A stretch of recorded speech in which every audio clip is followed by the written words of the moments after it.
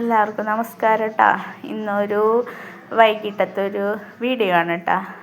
അപ്പം ഇന്ന് ഞങ്ങൾക്ക് ഇഷ്ടപ്പെട്ടൊരു സാധനം കിട്ടിയ ദിവസമാണ് കേട്ടോ. എനിക്കല്ല, കൊച്ചുവിന്. അവന് ബിരിയാണി ഭയങ്കര ഇഷ്ടമാണ്. അപ്പം ഇന്ന് അവൻ്റെ അച്ഛൻ ബിരിയാണിയൊക്കെ മേടിച്ചു കൊണ്ട് വന്നു. പ്രതീക്ഷിക്കാതെയാണ് കേട്ടോ, പറയൊന്നും ചെയ്യാതെയാണ്. ഇന്ന് ആൾക്ക് മുടക്കായിരുന്നു കേട്ടോ.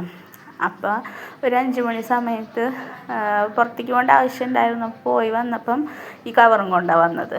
അപ്പം ഞാൻ പറഞ്ഞു, കൊച്ചു എന്തോ ഉണ്ടിട്ടടാന്ന് പറഞ്ഞു. അപ്പം അവന് ബിരിയാണിയും ഞങ്ങൾക്ക് പൊറോട്ടയും ബീഫ് കറിയൊക്കെ ഉണ്ട് കേട്ടോ.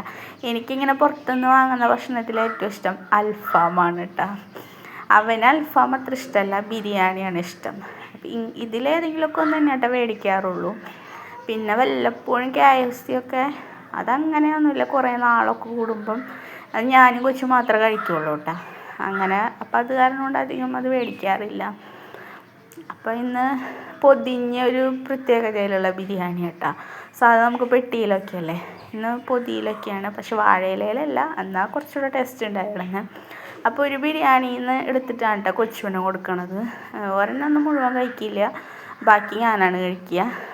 അത്രയാണ് കഴിക്കുള്ളൂ. പിന്നെ ഞാനും അവനും കൂടിയിട്ടാണ് ഒരു ബിരിയാണി മിക്കപ്പോഴും കഴിക്കാറ്.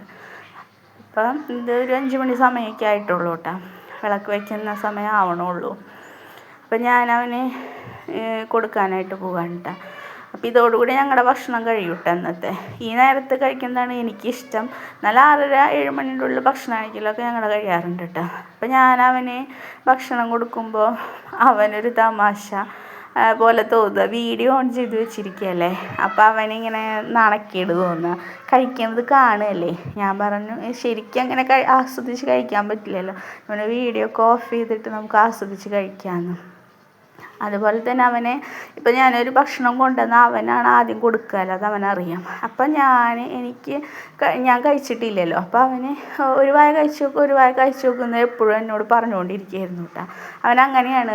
അപ്പോൾ എനിക്ക് എന്തെങ്കിലും വിഷമം ഉണ്ടെങ്കിൽ ഞാൻ കഴിക്കാതെയാണല്ലോ അവന് കൊടുക്കണേ. അപ്പോൾ അതിലെനിക്ക് എന്തെങ്കിലും വിഷമം ഉണ്ടാവുമോ എന്നൊക്കെ അവൻ ചിന്തിക്കും കേട്ടോ. അപ്പം അങ്ങനെയാണ്. ഇനി അവനെപ്പം ഞാൻ എടുത്തു കൊണ്ട് പോകുമ്പോൾ എനിക്ക് ബുദ്ധിമുട്ടുണ്ടോ, അതെല്ലാം അവൻ ശ്രദ്ധിക്കാറുണ്ട് കേട്ടോ.